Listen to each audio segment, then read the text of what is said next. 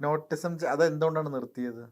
ഈ ഒരു മിസ്ലീഡിങ് സാധനം അതിനകത്ത് കിടക്കുകയാണ്. എല്ലാവരും ഈ ആർട്ടിനപ്പുറത്തേക്ക് ഇതിനകത്ത് നമ്മുടെ ഇന്ത്യ ഒരു ഭയങ്കര സൂപ്പർസ്റ്റിഷനുള്ള ഒരു രാജ്യമാണ്, ആണെന്നറിയാലോ. അന്ധവിശ്വാസങ്ങളുടെ കലവറയാണ്. അപ്പം അവിടെ ഈ സാധനം കാണിക്കുമ്പോൾ ഈ ഹിപ്നോസിന് വിധേയമാകുന്ന ആളെക്കാട്ടിൽ കൂടുതൽ പവറുള്ള ആൾ ഹിപ്നോട്ടിസ്റ്റ് ആണെന്നൊരു ധാരണയുണ്ട്. യഥാർത്ഥത്തിൽ ഹിപ്നോട്ടിസ്റ്റിന് ഒരു കഴിവില്ല. വിധേയമാകുന്ന ആളുടെ അതിനോടുള്ള താല്പര്യവും ആ സജഷൻസിനെ അയാൾ സ്വീകരിക്കുന്ന രീതിയുമാണ് അയാൾ ട്രാൻസിലാകുന്നത്. പിടികിട്ടിയോ? നമ്മുടെ ദിവ്യനായിട്ടാണ് കാണുന്നത്. അതൊരു മോഡേൺ ദിവ്യനായിട്ടാണ് ഒരു ഹിപ്നോട്ടിസ്റ്റിനെ ഒരു പരിധി വരെ ആളുകൾ കാണുന്നത്. അങ്ങനെ വരുമ്പം ഞാൻ എവിടെയെങ്കിലും ഒരു ചെറിയ സാധനം ഉണ്ടാക്കിയിട്ട് അവിടെ ഇരുന്ന് കഴിഞ്ഞാൽ എനിക്ക് ഇഷ്ടംപോലെ പൈസ കിട്ടും. ആൾക്കാരൊക്കെ വന്നു എനിക്ക് വേണമെങ്കിൽ നേർച്ചയ്ക്ക് ഇടും. പക്ഷെ ഈ അച്ഛനെ കാണിച്ചു തരുമോ എന്ന് ചോദിച്ച് അതൊക്കെ ചെയ്ത അവർക്കൊരു മനസ്സിൽ സന്തോഷം കിട്ടുകയാണെന്നുണ്ടെങ്കിൽ അത് നല്ലൊരു സന്തോഷം കിട്ടുന്നത് നല്ലതാണോ എന്ന് ചോദിക്കുമ്പോൾ സമയത്ത് അവർ ആ കാണിച്ച സാധനത്തിനെ വിഷ്വൽ ചെയ്ത് റീൽ ചെയ്ത് ഇടുന്ന സമയത്ത് അവർ കാണിക്കുന്ന കാര്യങ്ങൾ മുഴുവനല്ല ഇടുന്നത്. എന്തൊക്കെ കാര്യങ്ങൾ അതിനകത്ത് കാണിക്കുന്നുണ്ട്. ചിലപ്പോൾ ഒരു അമ്മയോട് എനിക്ക് പൊട്ടിക്കരയുന്നു. ആ ഇമോഷൻസ് ഒക്കെ എന്തിനാ വിളിച്ച് നമ്മൾ സോഷ്യൽ മീഡിയയിൽ ഇട്ടിട്ട് കുറേ നാൾ കഴിയുമ്പോഴത്തേനും അവരിത് മനസ്സിലാക്കുന്നു. ഞാൻ എൻ്റെ ഒരു ഉള്ളിൽ കിടന്ന വേദനയാണ് ഞാൻ ആ എക്സ്പ്രസ് ചെയ്തത്. അത് പിന്നീട് അവർക്കും അവരുടെ ചുറ്റുമുള്ള ആളുകൾക്കല്ല വേദന ഉണ്ടാക്കുന്നത്. പേഴ്സണലി ഒരു സ്ഥലത്തിരുന്ന് കണ്ടു. തെറാപ്പികൾക്ക് വേണ്ടിയിട്ടൊക്കെ പല ആൾക്കാരും ചെയ്യാറുണ്ട്. ഞാനൊരു ക്ലിനിക്കലി തെറാപ്പിസ്റ്റ് അല്ല, ഒരു റീഹാബിലിറ്റേഷൻ കൗൺസിൽ ഓഫ് ഇന്ത്യയുടെ ലൈസൻസ് ഉള്ള ഒരു ക്ലിനിക്കൽ സൈക്കോളജിസ്റ്റ്. ഹിപ്നോസിസ് പഠിച്ചിട്ടുണ്ടെങ്കിൽ ഒരാളെ തെറാപ്പി ചെയ്ത് ഈ വഴികളിലൂടെയൊക്കെ വേണമെങ്കിൽ അവർ കൊണ്ടുപോകാം. ഇത് 10ാം ക്ലാസ് പോലും പാസ്സായിട്ടില്ലാത്ത ആൾക്കാർ പോയി നിന്ന് ഇത് കൂട്ട് പരിപാടികൾ കാണിക്കുകയാണ്. അല്ല, ഞാൻ ചോദിച്ചത് ഇപ്പം നിബിൻ്റെ അടുത്ത് ഒരാൾ പുറകെ നടന്നെന്ന് പറഞ്ഞില്ലേ, അച്ഛനെ ഒന്ന് കാണിച്ചു തരാമെന്ന് ചോദിച്ചു. അത് ചെയ്ത് കൊടുത്താൽ ഒരു പക്ഷേ അയാൾക്കൊരു മനസ്സന്തോഷം ഇങ്ങനെ ഒരാൾക്ക് കൊടുത്താൽ 10 പേര് പിന്നെയും വരും. ഓക്കെ, അപ്പോൾ എൻ്റെ പരിപാടി എന്ന് പറഞ്ഞു കഴിഞ്ഞാൽ അവരെ സന്തോഷിപ്പിക്കുന്ന, ഇങ്ങനെ മരിച്ചുപോയവരെ കാണിച്ചു കൊടുക്കുന്ന ഒരാളായിട്ട് നാളെ ഇവിടെ പത്രങ്ങളിലൊക്കെ വരും. ഇങ്ങനെ അടുത്ത് പൈസ കൊടുത്തു കഴിഞ്ഞാൽ ഇങ്ങനെ മരിച്ചവരെ കാണിച്ചു തരുമെന്ന്. ഇത് പണ്ട് ഈ ഓജോ ബോർഡിൻ്റെ അതൊക്കെ ഇപ്പം എല്ലാം പൂട്ടിക്കെട്ടിപ്പോയല്ലോ. ഈ ഓജോ ബോർഡിൻ്റെ കാലത്തെ കഥകൾ അറിയാമോ? ഈ 2ാം ലോകമഹായുദ്ധ കാലഘട്ടത്തിൽ ഈ സോൾജേഴ്സ് ഒരുപാട് മരിച്ചു. ആ സമയത്താണ് ഈ മീഡിയൻ ഷിപ്പിൻ്റെ പേരും പറഞ്ഞിട്ട് നമുക്ക് ഈ മരിച്ചുപോയ നമ്മുടെ അപ്പോൾ വിധവകളായ സ്ത്രീകൾ വീട്ടിൽ ഇരിക്കുക. അപ്പം മരിച്ചുപോയ നിങ്ങളുടെ ഹസ്ബൻഡിനോട് നിങ്ങൾക്ക് എന്തെങ്കിലും പറയാനുണ്ടെങ്കിൽ അതിനുള്ള അവസരമായിട്ടാണ് ഈ ടോക്കിംഗ് ബോർഡ് എന്ന് പറയുന്ന ഓജോ ബോർഡ് കൊണ്ടുവച്ചിരുന്നത്. അതിനകത്ത് ചെറിയ ഫീസ് വാങ്ങിച്ചിട്ട് ഈ ഓജോ ബോർഡ്, ഇത് ഇഡിയമോട്ടോ റെസ്പോൺസ് ആണെന്നുള്ള കാര്യം നമുക്കിപ്പം അറിയാവുന്ന എനിക്ക് വിചാരിക്കുന്നു. ഇപ്പം അതിനെക്കുറിച്ച് അധികം ആൾക്കാർ സംസാരിക്കാറില്ല. അന്ന് മിസ്യൂസ് ചെയ്തിരുന്നൊരു സാധനമാണത്. ഇന്ന് നമുക്കത് കേൾക്കുമ്പോൾ അത് ചെയ്തവനോട് നമുക്ക് ഇടി കൊടുക്കാൻ തോന്നില്ലേ? എനിക്ക് വളരെ അടുത്താണ് അതൊക്കെ മാറിയത് സമൂഹത്തിൽ നിന്നും. അത് ഡിബേറ്റുകളിലൂടെയാണ് ആളുകൾ അത് മനസ്സിലാക്കിയെടുക്കുന്നത്. ചർച്ചകളിലൂടെ. സത്യങ്ങൾ പലപ്പോഴും അപ്രിയങ്ങളാണെന്ന് പറയുന്ന പോലെയാണ്. ചർച്ചകളിലൂടെയാണ് നമ്മൾ ഓരോ കാര്യങ്ങൾ മനസ്സിലാക്കുന്നതും പറയുകയൊക്കെ ചെയ്യുന്നത്. ഓക്കെ, ഇനി ഈ ടോപ്പിക്കിൽ വെച്ചിട്ട് കുറച്ചധികം ചോദ്യങ്ങളുണ്ട്. എനിക്ക് തോന്നുന്നു ആ ടോപ്പിക്കിൽ നമുക്ക് വിടാൻ തോന്നുന്നല്ലേ? ചോദ്യങ്ങൾ ചോദിക്കാം, എൻ്റെ അഭിപ്രായങ്ങൾ ഞാൻ പറയാം. ഇല്ല, ഇത് ഞാൻ പറഞ്ഞിട്ട് ഇപ്പം ഞാനിപ്പം ഈ കഴിഞ്ഞ ദിവസങ്ങളിലൊക്കെ നമ്മളിപ്പോൾ ഈ ഒരു ഇൻ്റർവ്യൂ ഇരിക്കണേ നമുക്ക് കുറച്ച് റെഫറൻസ് എടുക്കുമല്ലോ. അപ്പം ഞാൻ ഈ മെൻ്റലിസം ടൈപ്പ് ചെയ്ത് നോക്കിയപ്പോൾ കണ്ടതാണ് 1999 തപാൽ വഴിയാണോ അല്ലതാണ് മെൻ്റലിസം പഠിപ്പിക്കുന്ന ആളുടെ ഫോട്ടോ ഒക്കെ വെച്ചിട്ടാണ് വലിയ പോസ്റ്റേഴ്സ് ഉണ്ട്. ഇങ്ങനെയൊക്കെ എളുപ്പം പഠിക്കാൻ പറ്റുന്നതാണോ മെൻ്റലിസം? അതിൽ ചെന്ന് ഒരുപാട് ആളുകൾ ഇയാമ്പറ്റകൾ പോലെ വീഴുന്നുണ്ടാവും അല്ലേ? അല്ല, അത് നമ്മൾ അതിനെ എതിർത്തൊന്നും പറയുന്നില്ല. അതിൽ നിന്ന് ഒരു ട്രിക്ക് അയാൾ പഠിച്ചിട്ട് അത് നന്നായി പ്രാക്ടീസ് ചെയ്ത് അയാൾ മറ്റുള്ളവരെ അത്ഭുതപ്പെടുത്താൻ പറ്റുന്നുണ്ടെങ്കിൽ നല്ല കാര്യമല്ലേ? മനസ്സിലാകുന്നുണ്ടോ? എന്തും പഠിക്കാമല്ലോ, എല്ലാം ഉള്ളതാണല്ലോ. ഈ ലോകത്ത് തന്നെ മനുഷ്യനുണ്ടാക്കിയതല്ലേ, ഓരോ ക്രിയേറ്റേഴ്സ് ഉണ്ടാക്കിയതാണ്.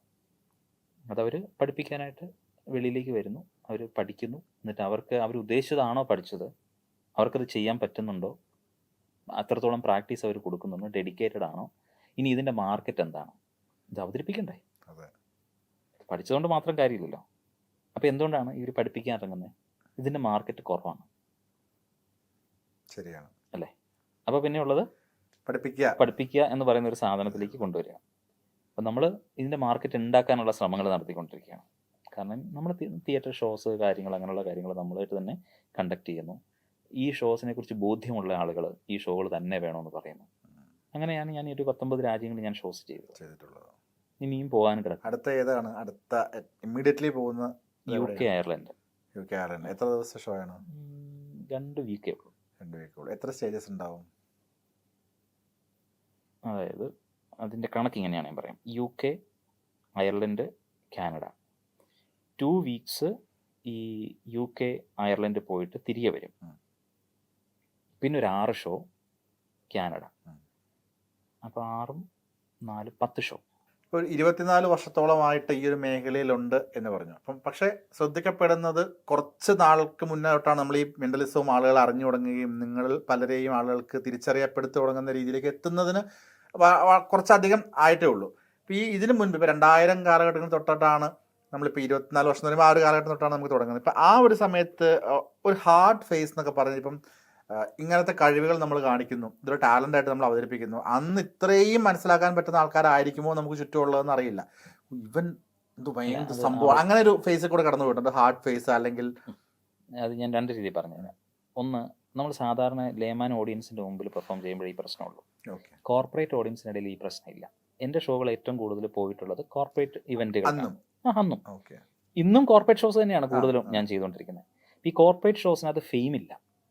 ഇപ്പോൾ IBM എന്ന് പറയുന്ന കമ്പനിയുടെ ഡയറക്ടേഴ്സ് അല്ലെങ്കിൽ അവരുടെ സ്റ്റാഫുകൾ അല്ലെങ്കിൽ അവരുടെ ക്ലയൻസിന് വേണ്ടിയിട്ട് അവർ ഇപ്പോൾ മാരിയറ്റിൽ വെച്ചിട്ട് അല്ലെങ്കിൽ ലേമരഡിന് വെച്ചിട്ട് ഒരു ഇവൻറ്റ് കണ്ടക്ട് ചെയ്യണം, അല്ലെങ്കിൽ അവരുടെ ഒരു പ്രോഡക്റ്റിൻ്റെ ലോഞ്ച് കൊണ്ടുവരുന്നു. അപ്പോൾ അതിൻ്റെ ഭാഗമായിട്ട് അവർ എൻ്റർടൈൻമെൻറ്റ് വെക്കുന്നു. ചിലപ്പോൾ ഒരു മ്യൂസിക്കൽ ഇവൻ്റ് ആയിരിക്കും, അതോടൊപ്പം എൻ്റെ ഒരു ഷോ ആയിരിക്കും വെക്കുക. ആ ഷോ എനിക്ക് പോസ്റ്റർ ഉണ്ടാവില്ല, കാരണം ഇതിന് പോസ്റ്ററിൻ്റെ ആവശ്യമില്ലല്ലോ. കാരണം ഇത് പബ്ലിക് ടിക്കറ്റഡ് ഇവൻ്റ് അല്ലല്ലോ, ഇത് പ്രൈവറ്റ് ഇവൻ്റ് ആണ്. അപ്പോൾ ആ ഷോ കഴിയുന്നു, നല്ല ഹൈ പേയ്മെൻറ്റും ഉണ്ടാവും, തിരികെ പോരും. അടുത്ത ഷോ അടുത്ത കോർപ്പറേറ്റ് കമ്പനികളാണ് നമ്മളെ ഷോസിന് വേണ്ടി വിളിക്കുക. ഇതിങ്ങനെ പൊക്കോണ്ടിരിക്കുമ്പോൾ നമ്മളൊരു കംഫർട്ട് സോണിലാണ് പോവുക. അതൊരു PR വേണ്ടേ ശരിക്കും പറഞ്ഞു കഴിഞ്ഞാൽ? ഇത് ഇവൻ്റ് കമ്പനികളും ആർട്ടിസ്റ്റ് മാനേജ്മെൻറ്റ് കമ്പനികളും അല്ലേ നമ്മളുടെ ഷോസ് എടുക്കുന്നത്.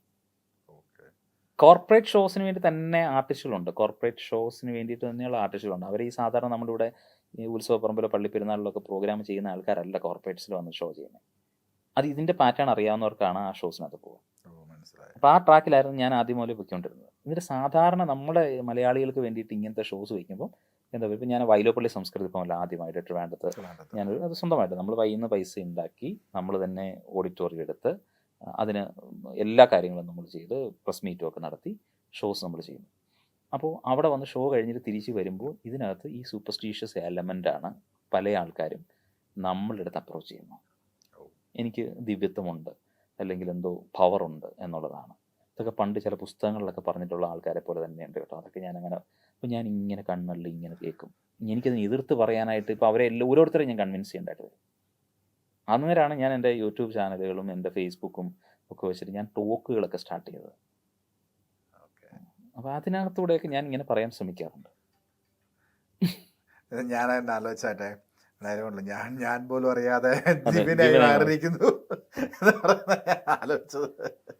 ഇപ്പോഴും ഉത്തർപ്രദേശിലോട്ടൊക്കെ ചെന്ന് കഴിഞ്ഞാൽ, ഉത്തർപ്രദേശ് എന്ന് പറയണ്ട, നമ്മുടെ കേരളം വിട്ട് പുറത്തോട്ട് ചെന്ന് കഴിഞ്ഞാൽ ഇതുപോലെ ഒരുപാടുകൾ മാജിക്കുകൾ കാണിക്കുന്ന ആൾക്കാർ ദിവ്യന്മാരായിട്ട് നടത്തുന്നുണ്ട്.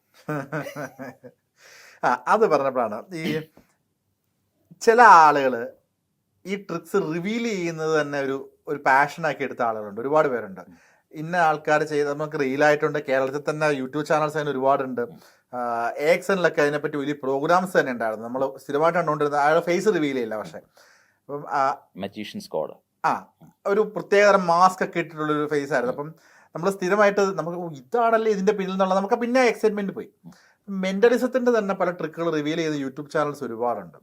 അപ്പം അതിനോട് എന്താണ് ഒരു ടേക്ക്, എന്താണ് ശരിക്കും പറഞ്ഞത്? ഓരോ മനുഷ്യനും ഓരോ മാനസിക നിലയല്ലേ, പിന്നെ അവരുടെ അന്നമായിട്ട് അവരത് കാണിക്കുന്നു.